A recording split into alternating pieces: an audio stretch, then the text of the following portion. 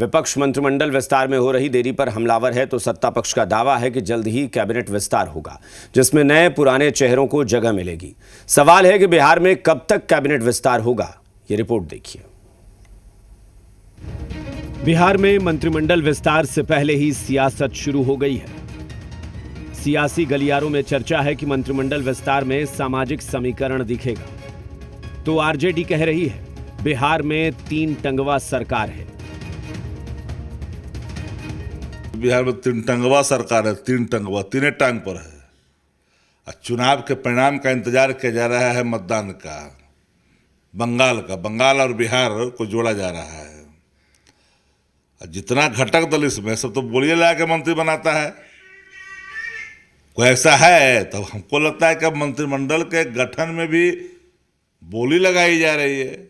जिसका जैसा विचार और जिसका जैसा संस्कार, आरजेडी का विचार और आरजेडी का संस्कार और आरजेडी के सोचने के तरीका यही रहा है प्राइवेट लिमिटेड, पारिवारिक प्राइवेट लिमिटेड में, इसलिए दूसरों के बारे में इसी तरह के सोचते हैं। कांग्रेस कह रही है कि पीएम मोदी, अमित शाह बंगाल, असम चुनाव में व्यस्त हैं, इसलिए बिहार में मंत्रिमंडल विस्तार नहीं हो रहा है। तो जेडीयू कह रही है कि विपक्ष कुछ भी बोल सकता है, लेकिन सच्चाई है कि बिहार में जल्द ही कैबिनेट विस्तार होगा।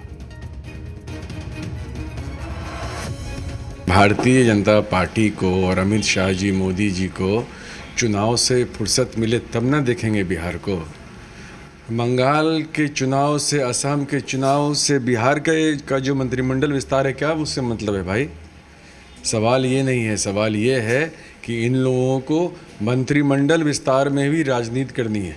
यही कारण है कि विपक्ष के किसी बातों पर जनता न ध्यान देती है और न नोटिस करती है।